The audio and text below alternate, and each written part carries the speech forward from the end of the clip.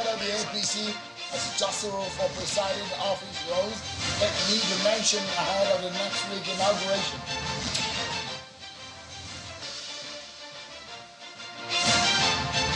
And today released names of governorship candidates for the off-cycle elections in Imo, Kogi, and Bayelsa states.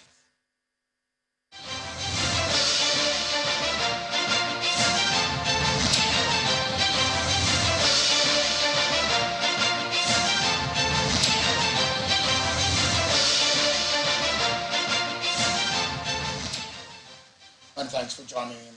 This is Politics Today, live on China's television. I'm Sean Kimale in Abuja.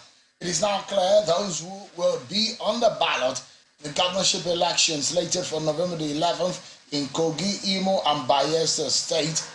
Well, as of now, based on some other people are in court to challenge the outcome of the primaries in some states. But today, the Independent National Electoral Commission, INEC, released the final list of candidates for the governorship elections. And it says the final list has been uploaded to the Commission's website and social media platforms. The same will be published in the state and local government offices in the affected states on Thursday, the 8th of June 2023, ahead of the statutory deadline of the 9th June 2023.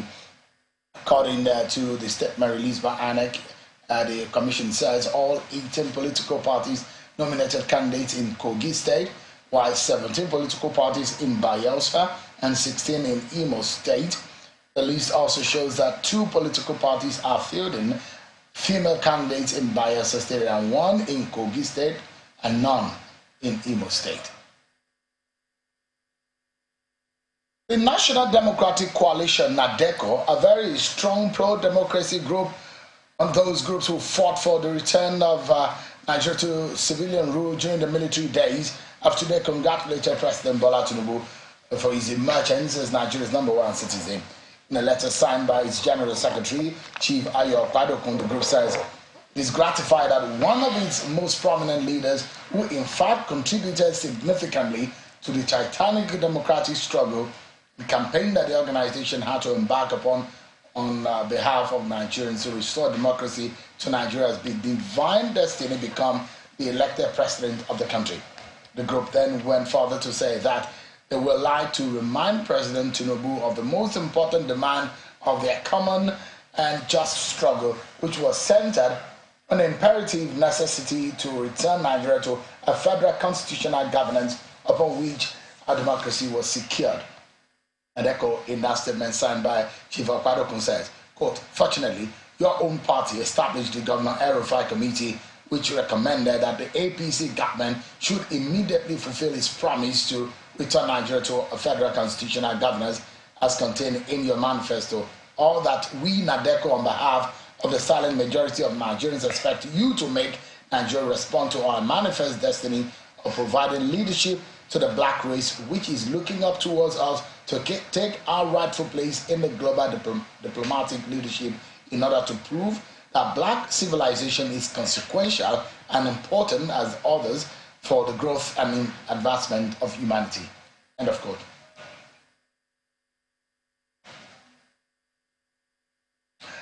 Tonight, we'll be looking at several issues. But before we get into all those matters tonight, let's check out some of the political roundup stories.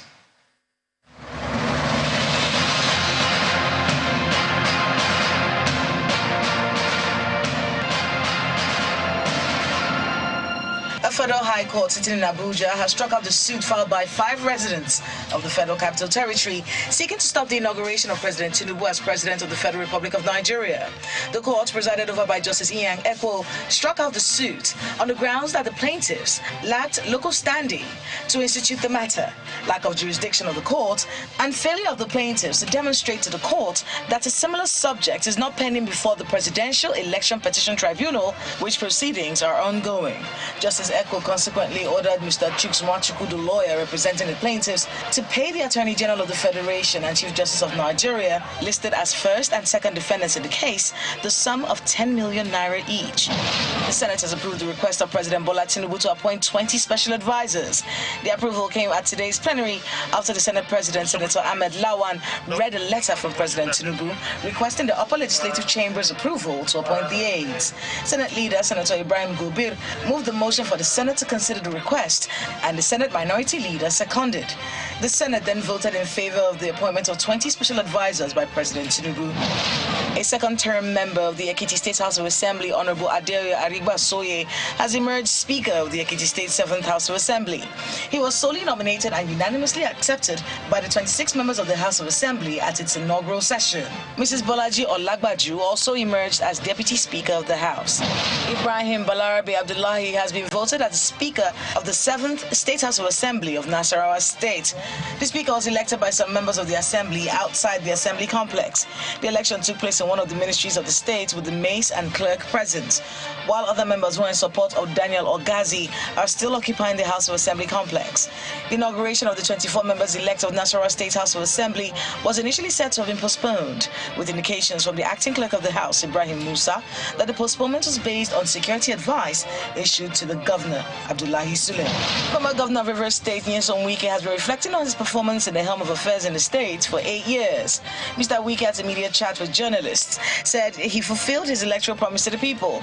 Also dismissed as mere rumors, speculations of him serving in the Tinubu administration after his name surfaced in the list of ministerial appointments circulating online, and his visits to the presidential villa.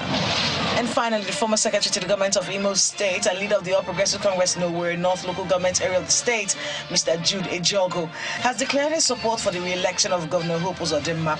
Addressing APC supporters in his country home in Imikuku community in Owerri North local government area of Imo State, the APC leader says his reason for returning to active politics after a few years of sabbatical is to support the re-election bid of Governor Hope Uzodimma, who he says has done well.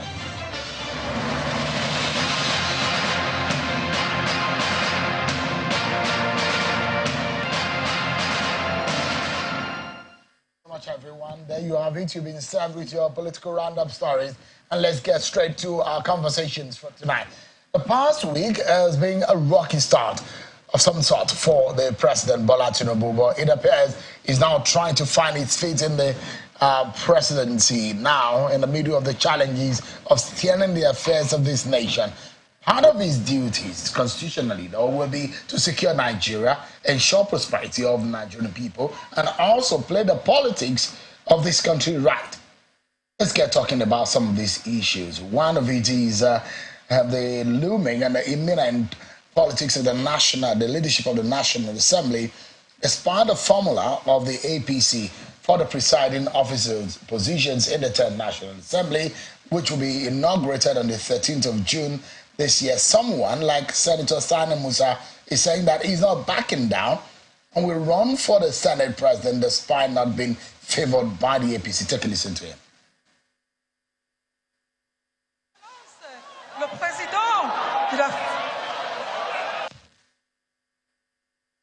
Been down by anyone. We are just dialoguing and there's consultations going on. So wherever the permutation will lie, we will take it from there. The election will be done in the chamber by all elected senators.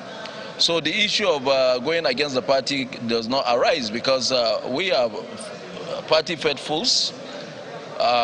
We are part of the APC and we are part of that structure that built the APC to what it is. But there you have it. It does look like there is a whole lot that is going on in the background against the run of play. The APC says it has zoned and also, in fact, put names to some of these presiding officers. Robert, it's looking like some people are not happy with the position of the party over this. There's been some meetings with governors of the APC and leaders of the APC. We've seen meetings, of course, with some of these people in the presidential villa. In the midst of all of this, the issue of governance, the Tinubu presidency, the issue of subsidy, a whole lot of issues are on the table. And one thing is very paramount. the interests of Nigeria. Let's get talking. I have joining me to begin the conversation is a businessman now turned politician, senator-elect from Ondo State, Mr. Jimoh Ibrahim. Thank you so much indeed for joining us tonight. Thank you, Shion. Dr. Jimoh, Mr. Jimoh, I know you've got Dr. a lot of from Oxford, from Harvard, all around the world, but it's good to see you. Thank you so much indeed. Thank you, now you're in mainstream politics now. Yes. I mean, Jimoh Ibrahim comes with a lot of controversy, of course, in terms of your own personality. You seem to be a very controversial person. Just like the Lord Jesus Christ. No, you wouldn't compare yourself with the Lord Jesus Christ. Jesus Christ was controversial. He was controversial person. So what's the Jimoh can be controversial? All right, because the issues are there. AMCON issues, issues of you owing banks, issues of staff not being paid salaries in some of your companies, some of the companies that have failed. I mean, where do you leave all of these coming into politics? Which company has failed? Is NADECO Luxury not selling hotels? Is NADECO Insurance not issuing cover? Is Nigeria not doing their job? Is energy banks ultimately not working? Is Worldwide Fortune Dubai not selling properties? So you don't deal with fake news. Salary of all staff we pay as at May 31st. Let one staff come and say he has not collected salary. And again, in all of these, I didn't promise that when I have 20 companies, all of them will survive. Like somebody have 20 children, some can die, some can't. Even when you have pregnancy, you can really go on that before delivery. So I used to do my best. I used my hand to sign at the time 18,000 workforce, sign salary for them in the month. How many state government are doing that? Come on, commend Nigerians for what they have done. Commend people like us for what we have done. And I'm happy that the federal government has commended me twice. They offer me the OFR, the CFR, Commander of the Order of Republic of Nigeria. If I have not contributed to the economy, do I just pick those honors? And they are from different presidents. So we've done excellently well. Companies are doing fine. And then, of course, the one that we cannot do, like National Bureau, we close it down, you know, and then, like Air Nigeria, we sold our interest to UBA. And then we bought at about $2. From Richard Branson, I bought Air Nigeria $1 and $640 million to the Nigerian shareholders.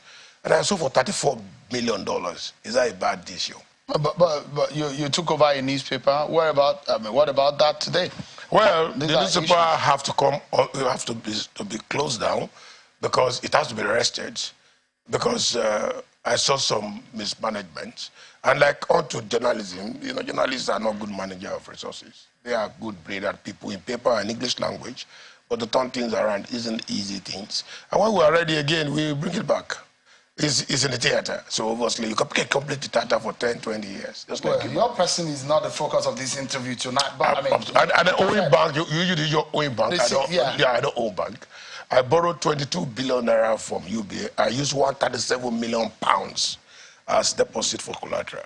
That is 4 times the amount that I borrowed. The reason for that is I wanted to set up a bank. And I knew the naira will fall, so I put my naira in pounds, I put it in the bank, and then I borrowed naira, the falling naira. So obviously speaking, they said they sold the loan to AMCON, and I asked for my deposit. And then the pound just suddenly moved from 217 naira to about 900 naira to the pound, and then Wahala started. And then the AMCO people went to court, got the injunction, and then, of course, I vacated the order. And since so far, I've won in all the court cases. So obviously, who is owing who? And again, it's Nigeria not owing. Well, like I said, your person is not the focus of this interview. Absolutely. It's the issues that that brought us here, that the invitation for you tonight. But I mean, I'll begin with the issue of the economy, which is very paramount. I mean, you are from the business sector. Yes. A new man in the saddle, President Bola Tinubu, but you have been quoted to have said that he would do well to handle the economy of this country. With the kind of debt almost going into about 70 trillion, the debt burden total that the DMO is speculating on. How do you hope that President Tinubu can be able to handle it? There are issues and suggestions on the increase of minimum wage. Do you think that should be a worry, a very serious problem to the president-elect? Handling Nigeria debt. What is debt ratio to GDP of the country? Nigeria debt ratio to GDP is less than 30%, about 31%. So you have a window of about 70% to borrow more money. What are you doing? You are wasting your time not borrowing. Dubai is only $167 billion. They have a population of 12 million people, of 3 million indigenous. So, and they borrow 168 billion. They develop all the infrastructure. Everything is fine in Dubai today, and then they start paying the loan back. So why should it be difficult for Tinubu to actually pay back the debt? I can give you a strategy that can make it to pay back the debt in 90 days. 90 days. 90 days. All Nigeria debt payback. Of the monies that have been over the almost all debt payback in 90 days. How? What is the magic? Well, I will let that go because of my love for Nigerians. Otherwise, I wouldn't say that. I spent 6 years in Cambridge. It's not a joke, and I pay school fees. Nigeria didn't pay my school fees. But whatever it was for the purpose of our fellow citizens, all you need to do is call 5-6 Exim Bank, including China Exim Bank.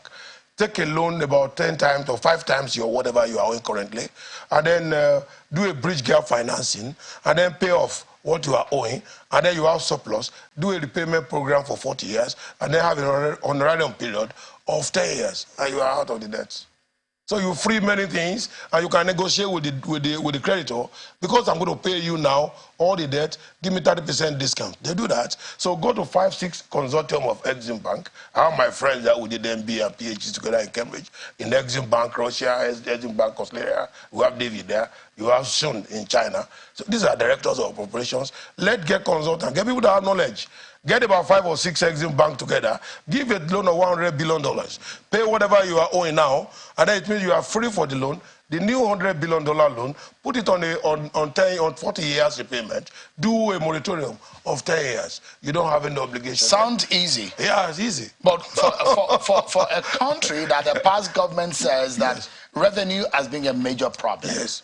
And you think that it's so easy to approach this bank and they will just give you? They will give you because you are having a 40 years repayment schedule, 10 years moratorium period. Within the 10 years, put your house in order because you will now free 50% of that debt servicing in your budget to zero in year 1. Then you have money to develop the economy. You don't have to convert complexity around you. You need knowledgeable people. Knowledge is not something you can just get on the road. You have to work for it and get it out. So if you are able to say, to 5-6 Exim Bank, mind you, not one Exim Bank, you are looking for 40 years loan repayments, you are looking for 10 years honorarium, you do a bridge finance, and then you say this bridge finance, even borrowing because I got an offer to pay off this bridge finance, pay the existing debts. So you get to your debt to zero. Your 50% debt servicing from your budget will be free. Then you have 40 years to pay back, 10 years honorarium. Come back home. Why did you get it wrong? How many oil revenue can we get? How many alternative revenue can we get? How can we diversify the economy? And if we're able to get this, then within 10 years, you'll be able to have a fantastic, holistic, well-defined roadmap, financial strategy. Have you sold this idea to President Tinubu? Well, I've not talked to Tinubu in recent time. I spoke to him last where we were doing the campaign on Abadan projects. And he agreed with me. We had some classes in his bedroom. And he was fantastic leader and a very good listener. And then, of course, he was there to implement some of my ideas. And, of course, I ran away to the Riverine area to look for a vote to come to the Senate. So we didn't do that. This one I gave you, I just gave for free. I will have been able to charge you some hundreds, thousands of millions of dollars into that. It's only simple advice. So people are going to Cambridge to study. I'm the first human being to get Doctor of Business from Cambridge since 2009. And I finished my thesis 3.5 years. I graduated 6 months behind schedule. I have master's in mega project in Oxford. I have MBA in Cambridge. I have LLM in Harvard. Come on.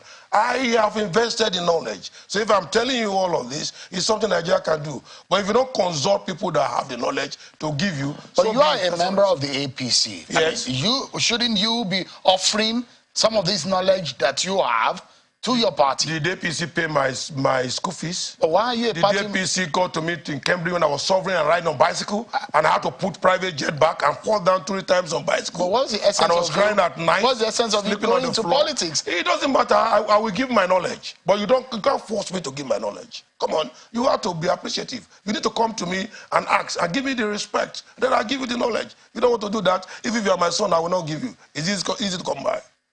It's so easy. You talked about the abandoned project, yes. Dr. Ibrahim. Yes. What I've heard you say that the kind of abandoned project that Nigeria has is over 1,000, if I'm correct. Is that right? So we have 11,866 federal government abandoned projects in Nigeria. 3 of those projects is 40% of national debt. I named them. Ajaokuta, $6 billion spent, 42 years on site, no one single road produced. Shiopi, $6.4 billion spent, it doesn't have address anymore. Second Niger Bridge, 34% completed, more than 10 years, a decade into the project. What is wrong with Nigeria? The National Library? The National Library, $375 billion spent, and then, of course, it's at 4th floor. I asked Jonathan during the time I was taking my questionnaire, and I said, Mr. President, why is it that you didn't complete the National Library? He said, Jimoh, when I came to office, I called them to bring the file. They brought the file, and they said the National Library is going to 13th floor. And then 13 floors, okay, where are we now? 4th floor. Okay, he told them, give me an estimate to roof the National Library at the 4th floor. The civil servant brought an estimate that is more than taking that National Library to 13th floor. So Jonathan hands off, he cannot sign it, so he left it. When Buhari came, to continue 18 years about the National Library, you need 337 billion naira. Buhari kept his pen, he cannot sign. The library is there abandoned. Why do you need a National Library in the 36 states? The 36 state citizens, 350 million will come to Abuja to come and read. It is a complete madness. 11,886 federal projects are abandoned. I have the list. That's the central piece of my PhD. And if you want to get the list from me, I mean, you have to pay a bit. You know, I don't just work for free. I'm a businessman. You just have to pay for it. And if 3 of your projects... You sound like one of my friends way back when I was doing my master's. We call him the intellectual arrogant guy. Yeah. Oh, yeah, maybe. You sound a bit of like... I have been able to deliver speeches, lectures, a technical session of International at the Time Monetary Fund spring session. It doesn't come for a free, for a ride. It comes with money. I have been given an offer to stay in Cambridge and lecture. I supervise 2 PhD for University of Cambridge currently. I have offer for directorship of United Nations. Then I'll just sit down here and then you just take my brain for free. It's not going to work. I have basket of solutions to Nigeria problem. If you look at your abandoned project, you can never grow in this country unless your abandoned project so resolved. And also, are you fantastic guy, and I'll be honest with you. I told him, why do you want to have Ministry of Special Duty rather than you to have Ministry of Mega Projects? We are still doing mega projects today, and they have been abandoned by a successful government. Buhari came, how many projects was he able to do from the list of 11,886? Buhari still appropriated money, even to Ajaokuta, to make it even worse. He even bought over Ajaokuta from the privatized people and paid $500 million. That's complete embarrassment. If you are to do a green feed Ajaokuta today, you need $1.2 billion. You wasted $500 million with 3 months to the end of your government, and you think Nigeria will be able to... Ibrahim, there are those who think that Nigeria needs, yes, from medium to long-term economic plan, an agenda that will surpass government, yes, that will help the nation focus on its priorities based on its resources and revenue projections. Yes. Do you think so? And how do we start that kind of idea if we were to move forward? Diagnose the problem of Nigeria. You are talking economic theories. What's the problem of Nigeria from your own diagnose Nigeria problem, abandon projects. If you don't stop, if you see a president that does not talk about abandoned projects in his campaign speech, he's a failed president. 11,886 federal government projects. I'm not talking, Sheon, about 36 states government abandoned projects or local government 776. I'm talking about just federal government. And I investigated 40 of these projects. 40 comparison, same sector. You know, I pick, why is Ajaokuta failing? Why? Why should we have Ziguero not completing on time? Cost overrun, schedule delay, benefit shortfall, over and over again, and we're in a country, we will still have a budget for this year on the National Assembly with abandoned project not being mentioned. Should the president decide to consult you yes, and ask you to work with him, will yes, you jettison your senatorial seat and work with the president? If I have the respect, I'm not going for money. I just declare over $1 trillion asset to BP Bureau or Public Bureau, what do we call it, Public Bureau, whatever we call it. So I'm not looking for money. My life ambition is my knowledge, and I have 9 university degrees. Are you willing to use that knowledge for your nation? I'm ready to use that for my nation, but I cannot be coerced. Understand that? All right, let me take you to yet another very important. Yes. You've touched on the economy. Yes. Security is a major issue. Yeah. And what I read about you, you mentioned the issue of Boko Haram. Yes. And you were one of those who've criticized the manner in which Nigeria approached the fight of insecurity in this country. Yes. Why? Yeah, I wrote my second PhD on Boko Haram, interestingly. Now, the issue is that Nigeria has spent $1.2 trillion on Boko Haram in the last 10 years. 1.2 trillion. 1.2 trillion on Boko Haram. Google it. 1.2 trillion on Boko Haram in the last 20 years. Students that left NDA as a lieutenant, they have become major general in Boko Haram, and the war is still there. So I asked 3 questions. Is the military a challenge to herself? No. Boko Haram is a political problem. You have to look at political consideration. So you have to socialize politically to solve Boko Haram. The first thing Mr. President to do is to withdraw soldiers from the front of Boko Haram and return them to the barrack. Do you think Boko Haram will carry gun and be shooting himself? When you use unconventional strategy to approach unconventional war, you are going to fail. The military strategy here isn't the best. Military is using conventional war strategy to confront unconventional war. Boko Haram is a conventional war. You can't deploy troops. You need to look for information gathering. You have to look at socialization. You need to meet stakeholders. You have to do meetings. But when we are not in Russia against Ukraine. That's a conventional war. What would you advise President Tinubu to do? To go into political socialization. But I don't like to be giving this thing for free. I told you, I'm not a free man. You know, I don't really like it. But whether it works because you are mentioning Tinubu, I try to be compassionate. I've seen president there. I've been to any president. I'm a CFR. I could see any president anytime. But let me tell you, to be honest with you, you have to socialize domestically. Assuming you have spent 10% or 1.2 trillion on political socialization, Boko Haram will have disappeared. But you spend 89% on factor that is not statistically significant to confront Boko Haram. Boko Haram will be there, and who will stop it? Nobody can stop it. Unconventional war have historical tragedy. So that also transposed into the issue of banditry. Yes. In the northwest. Of course, more things will come up in those areas. And the fact again, don't forget, government failure. Hadija hydro irrigation project in the north ought to have been completed and supply water to those greens area so that those cows can stop the greens instead of them traveling down. And don't forget that even in the northeast you talk about, poverty rate is 76%, inequity is 16%, federation of unequal opportunity. Ondo is 60% poverty, the Borno is 76% in the same federation. And what are you looking for? You are boiling, insurgency, which is not too good enough. Let me take you to politics. Since you are now in politics, yes. Let me take you to politics. Are you a party man, Mr. Ibrahim? I'm a party man. Why are you... To the extent that I want to win an election. Why are you running and campaigning against your party? Your party has come out with a position as far as the National Assembly leadership politics is concerned, but you are not in alliance with that. Why? If you want to say it very clearly, I'm Yari DG campaign. Fantastic. So that's how to put it. Now, is my party above democracy? Democracy is going to be built by the people for the people. Abraham Lincoln.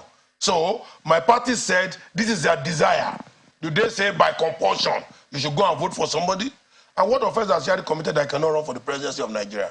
If I'm a Yoruba man, I'm a Yari. Is Aswaju not safe? So what are you talking about? Let's be strategic. Should we all run away from Yari and make it in northern affairs, and Yari will win, then there's no Yoruba face there, and how does Aswaju survive? So the key point there is that I'm not going to the National Assembly to look for money. I want to exercise my interest, what is in my mind, my desire. My people send me here. I didn't send myself. So therefore, it's very important for us to put things in proper perspective. My party up today have not called me that you must compulsorily vote for X, Y, Z. The party has publicly announced its position. Announcement is different from calling me. No, the party released a position. Yes, released a position to the press. So you do not respect the position of your party? It's not about respect here. It's about the party informing me, and I will ask them a question. Is it by compulsion? But do you also respect... You cannot be compared. You cannot be compared. No. Just a moment. Yes. The party has zoned, and there are thinking around the... Zone what? Does the party say nobody can contest for the post of presidency? You just said here from your news here. That's the reason why I asked you if you're a party man. You said Shani Musa is running. Ojikalu is running. Osita is running. So what crime has Yari committed that I cannot run? So let me put this scenario to you. Yeah. We have a president from the southwest, yes, a Muslim. Yes. We have a vice president, yes, from the northeast, yes, a Muslim. Mm-hmm. They're thinking that to balance the equation in terms of the spread and issues of religion, yes, don't you think the diagram you're seeing right on your screen, yeah, is a bit favorable, yeah, in the issue of zoning and religious permutation. What does that to do with success of governance? Is that a yardstick? Is that a parameter? For Nigeria, it's a secular state. It's a secular state. Therefore, you do mean that because you are a religious man, then you will be successful? List 10 billionaires. Ask the number of Muslims. They're about 2%. The rest are Christians. Efficiency is not by religion. Stop this religion stuff that I don't want to hear. I have been a Muslim. I'm now a Christian. My father was an Alhaji. And now I'm a Christian. I attend the winners. Everybody knows that. But it's not. So what are we talking about? It's not that straightforward, Mr. Ibrahim. It's very straightforward. No, it's not. Because the politics, just remember, yes. the politics of Nigeria is not that straightforward. Yes. All over the world, it is not. Yes. Religion, calculation are also a consideration. If you take religion, is that the only variable? There are more than 10, 6, 7 variables. So now I just listed 2 variables. Now you have to find out whether the variable of religion pass statistical significant test of 0.5. No. I saw Osibajo some time ago with his settlement on this religious issue. And the question I asked, is religion scoring 0.5%? Was Aduwaju elected into president of Nigeria because he's a Muslim? Was Buhari elected because he's a Muslim? Was the performance of Obasanjo, came out because he's a Christian? Was Jonathan excellently performed because he was a Christian? All these are not significant. But these top positions, not at all. If these top positions are occupied by people from a certain region of the country, the issue of marginalization is being whipped up. The issue of ethnic issues are being whipped up. Now the question is that why are you supporting Mr. Yari? Okay, there have been a time in the Senate where the president was a Christian, the deputy president was a Christian. There will be a time in in the rep when Adeola was a speaker and the other person was also a Christian. So the word didn't come down. Why are you supporting Mr. Yari? I'm supporting Yari because of credibility, integrity, honesty, desire for fairness, justice, pragmatic leader. Somebody who have the desire, who is fair. He's a fair-minded person. Isn't it antecedent about delivery of governance? What would you say about that? Above average. And nobody have it all. Nobody know it all. Look, before I went for 6 degrees for over 10 years that I even left business, I don't know much. When I came back, even now I still listen to my colleagues. Nobody knows everything. Yari cannot be a first class today with first class in everything. I did a first degree in LSE. I made a 2-1. In the same class, my son made the first class. So you don't have Yari has been governor for 2 times in Zamfara. Is that not true? He has been chairman of Governors Forum. The question is, how did they leave the state? Was the state bankrupt? I'm asking you. Well, I'm asking you the question. Is the state bankrupt? How did other people left their state? I saw a governor sometimes ago. Would you say he's probably the best for that position? Who is better than him? Compared to other... We have Shettima there before he came, who brought in this issue of, you have forgot, this Islamic issue of dressing in Islamic manner and all that. What do you call it? The Islamic hijab and all that. Was that the best for our constitution that allow you freedom of religion and exercise your rights? He brought in the Sharia. And it was a big problem for Obasanjo. It's not going to divide Nigeria. So did Yari do that? Has Yari been going to jail? Or had he been arrested and charged for criminal offense? Let's be honest. Mr. Yari has gone to court to ask for an expert. He got an expert injunction that he should not be arrested. No. He's not that he should be arrested forever. He's saying my rights are threatened because I have desire to be Senate president. Don't arrest me until I finish the election on the 13th. The court adjourned thereafter. You can arrest him after. But this time, what does the Constitution say? Fundamental human rights enforcement. You are a lawyer, upcoming. So what does it say? If your right is going to be submerged, you approach the court. I've taken federal government of Nigeria to court how many times? On our 16th and I won in all the cases. Look, where Obasanjo was going to live, he took over Nikon, Nigeria Re, and my hotel.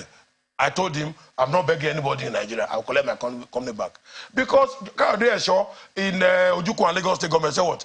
Executive lawlessness is not time of the violation of the Constitution. If performed in civil era, too bad. I want to call my call back. Now, wait, just a minute. Now, when Jonathan came, here in Nigeria, you are go here and there, I sold. Because I don't want to drag that in court, because I don't want the plane to crash. So, I sold from $2 to $35 million. I collected my UBA paid. Now, when Buhari came, he brought Amcon, buru. One morning, they've taken over all the company. I went back to court and said, my lord, this is the receipt of my deposit of £137 million in the bank. It's 7 times higher than the amount they are claiming. They didn't disclose to you before. Court said, Why didn't you tell me he has 1,000 million pounds? All the injunction granted, hereby vacated, was going to dustbin. So what are we talking about? We have capacity to enjoy. Our time is over. Yeah. But just in 30 seconds, the last question I have for you is about Nigeria Air. There is an inquiry today, and they said, look, some of those things that have been displayed by the outgone government was shrouded in secrecy. Yeah. Is it a good time for us to start another national carrier? What is the business of government in airline business? You're not a fraud. That thing is complete fraud. This company belongs to me. I called it Nigeria. Air Nigeria. You then put the air at the back of Nigeria. You don't call Nigeria. That is stealing. If I go to corner, there was a Jimoh is causing trouble. It's controversial. I could stop everything about that process. And you spend billions of Nigerian money when university teachers are not being paid salary. You are putting billions on this. I think this is complete disservice to the nation. And whoever is involved is unfortunate. They should come under the law. Mr. Jimoh Ibrahim, businessman turned politician now.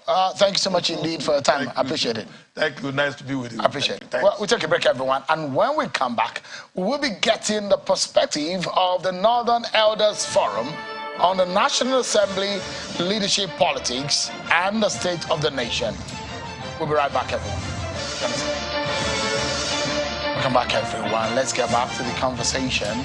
So, the president, Bola Tinubu, we understand that had meetings with some members of the National Assembly, met with the Senate President, met with the Speaker of the House, with a lot of interest in the composition of the leadership of the National Assembly. Let's get some more perspectives now. I'm being joined by the spokesperson of the Northern Elders Forum, Dr. Hakim Baba Ahmed. Thank you so much indeed for joining us. It's good to see you. Thank you very much. Thank you for inviting me. I appreciate it. Just in a matter of days, there will be inauguration of the 10th Assembly. In fact, tomorrow, the House will be doing its valedictory session. And on Thursday, the Senate will hold its own valedictory session. So in all of these, there will be issues of accounting for what has been done, looking forward to the next National Assembly. But it's very crucial, isn't it? The role of the National Assembly in our democratic development and growth. What is the position of the Northern Elders Forum in all of what is playing out? Well, thank you once again. First, we believe that the National Assembly should be respected enough to be allowed members of the National Assembly to choose their leaders. Nigerians elected them. We've done our jobs.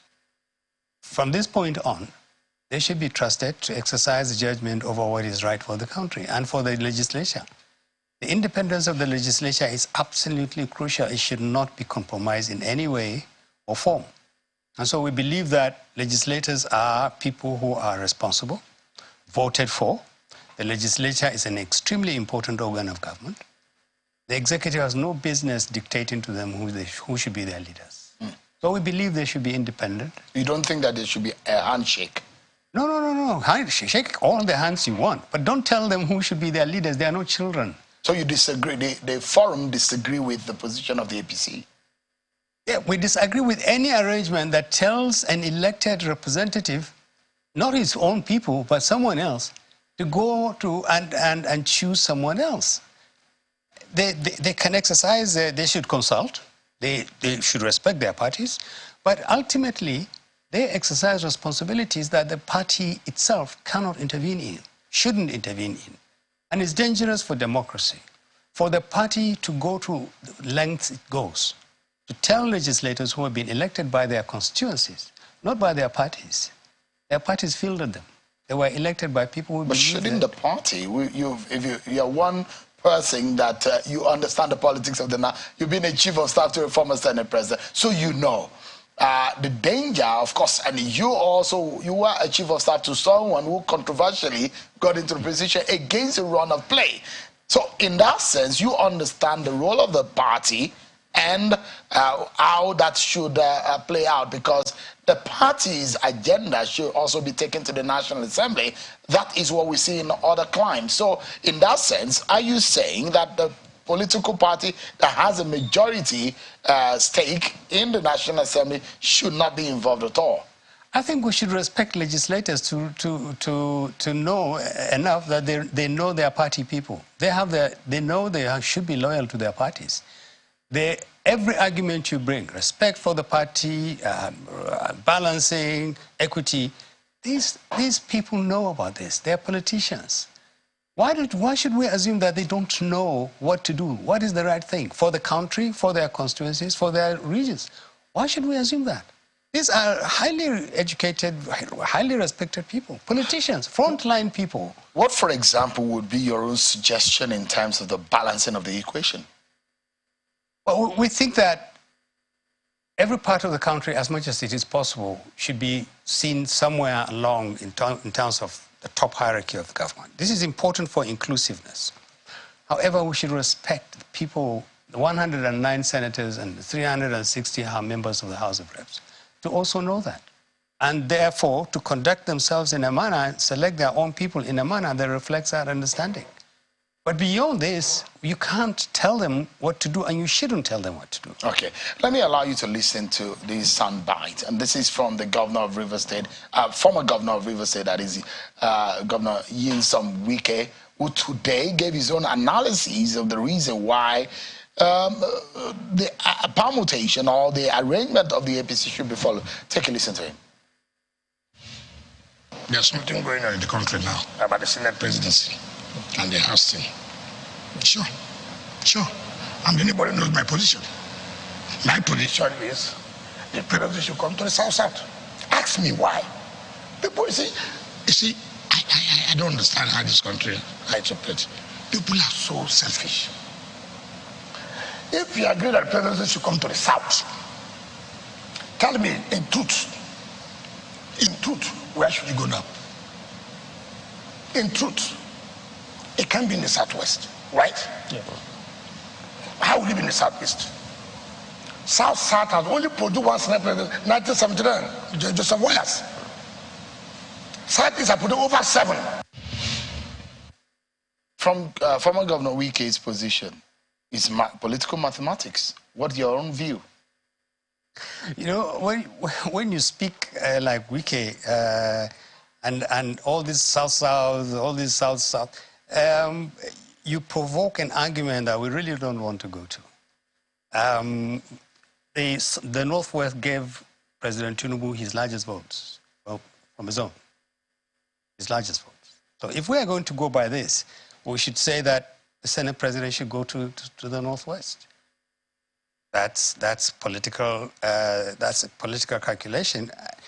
If the entire North insists that we want to be seen among the top 3, and that's because we voted for this government. Literally, Northern votes created this government. What is wrong with that? See, this is why it's not good to go the Wike way, the way people are going about the ethnic thing, the religious thing. It doesn't make any sense. Compare the votes Tinubu got in the Northwest, for instance, with the votes in the South-South. And if we're going to do that, why don't you extend the argument? Why don't you go to the Southeast, where he virtually was not present? Why don't you just give them the Senate presidency? That's also inclusiveness. And it's in the South. So it's because you reduce these things to ethnicity and religion, and it's North and it's South, as you have a problem. Allow legislators to exercise a decision on the basis of what they think is right. Well, I mean, does the issue of balancing in terms of this is a multiple state in every sense, in terms of ethnicity and religion, is a plural state. And we cannot take away the fact that these considerations are very important. Absolutely. In that sense, what would be balancing from your own point of view, considering that if we bring back the image that I showed Mr. Jimoh Ibrahim earlier, there you go.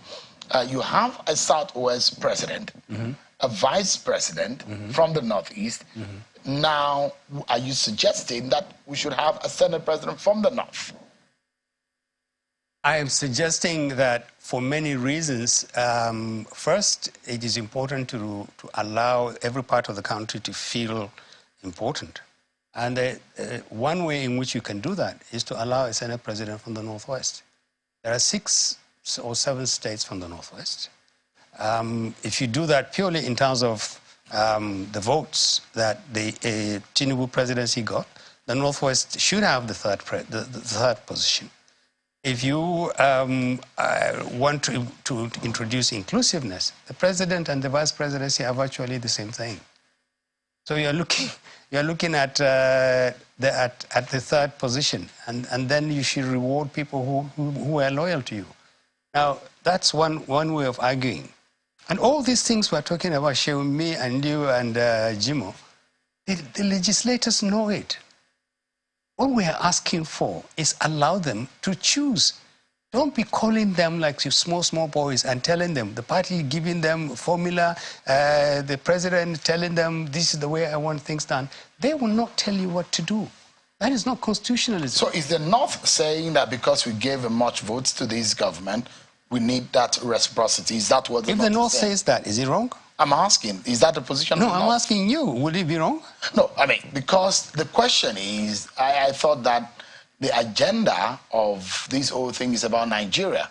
Yes, it is about Nigeria. And in the past, you had... And the North is Nigeria. And I understand that. For the idea is North is not the only part of Nigeria. Absolutely, absolutely. And we would be the first to tell you that equity and fairness is important.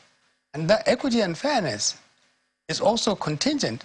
I mean, it has to take into consideration the fact that people who voted should be also recognized. So, I mean, this argument that you're giving is what a lot of the critics of President Buhari took him up to, or what he said in London, where he talked about the 5%. And no, a lot it of is people, not.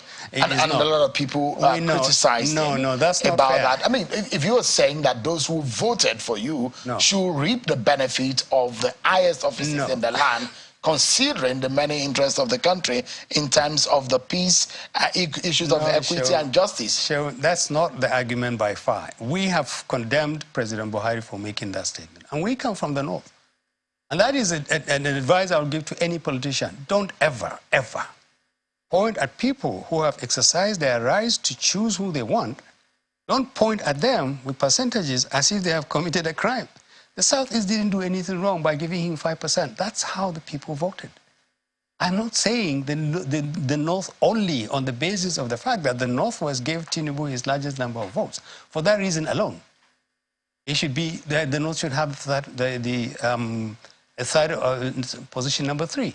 What I'm saying is that we have people, 109, I think that's 109 senators, senators, 109 senators who have come through very grueling process, who should know. Why can't we trust their judgment? Is it possible? I mean, if you, this calculation, if you have a Senate president from the North, there's a likelihood that we'll have a Muslim president, a Muslim vice president, and a Muslim Senate president. Would that be fairness? Well, I don't know what fairness would be. See, from day one, this argument about faith has been faulted. If you have a Muslim president, Muslim vice president, Muslim Senate president, they do nothing to Islam. But does it represent our nation?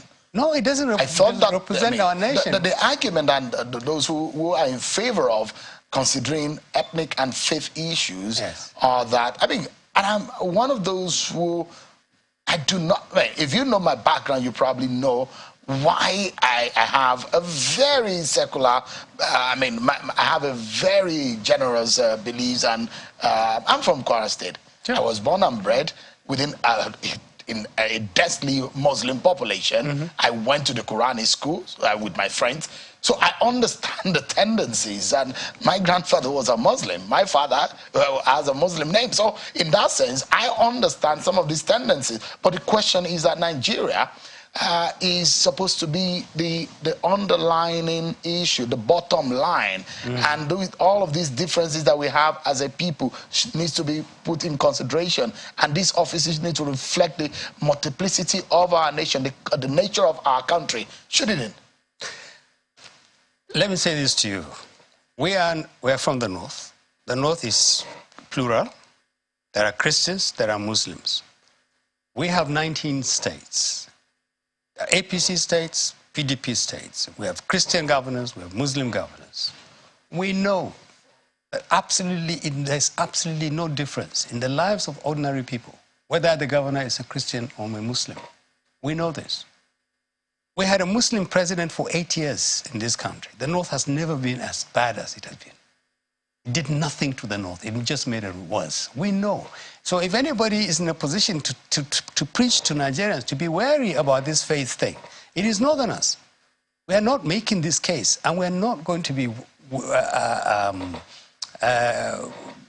carried away by this argument about faith. From day one, Nigerians poisoned the argument about faith because they fooled people into thinking if a Muslim becomes a leader, a Christian loses. If a Christian becomes a leader, Muslims lose. It's all fake. It's not true. You do absolutely nothing to the Muslim population in this country because you are a Muslim president. Oh, but did you see? Let me explain. Hold it. I wanted to, because we're out of time, what is being attributed to, or I mean, how a former governor of Kaduna State was being referred. I'm not sure you've seen that thing. Yeah. And some of the criticism. I've seen that. But what did he do for the Muslims? He demolished their houses. The very last day he was leaving, 95% of the houses and the buildings he demolished belonged to Muslims. So of what value has a Muslim ticket been to them? This is fraud. Politicians have poisoned our faith. They took it and made it a political capital, and they're fooling everybody. And the earlier we open our eyes, the better. They are destroying the political process by bringing faith into it and deceiving people into thinking that the faith of a politician represents a plus or a minus to you. It doesn't. It doesn't. For all you know, he could be a Muslim and he may not even pray 5 times a day. For all you know, he could be a Christian and could have some horrible habits. But no, politicians have told Nigerians, don't allow them to do this. Dr. Baba Ahmed, on a final note, if this does not go in line of the calculation that you have put forward tonight, does not favor the North in the the politics and the leadership politics in the National Assembly. The argument I made, Shaun, let me repeat, is that legislators should be allowed to decide where positions go. That's the argument I've made. I haven't made an argument saying it must go to the North. I have said there are other elements that need to be considered. If the decision is made freely and open and fairly by legislators, it can go to the South, who will live with it. It can go to the North, who will live with it. There's no problem. That's the position of the Northern Elders Forum. Absolutely. But we believe that it should be made by those who are going to be led. And remember, the Senate President is going to be Prime Minister Inter Affairs. You can be impeached tomorrow. And we've seen that happen. It's not in the interest of President Tinubu to impose a leadership on the National Assembly. It's not in his interest. In fact, the further he is away from this tussle about who becomes Senate President and Deputy, the better. Dr. Hakeem Baba Ahmed is a spokesperson of the Northern Elders Forum. Thank you so much, and it's good to see you again. Yes, it's good to see you again. Thank you. Thank you so much indeed. Well, that's our show for tonight, everyone. Many thanks for watching. I'm Jimoh Ibrahim. I'll see you tomorrow at 7 p.m. God bless Nigeria.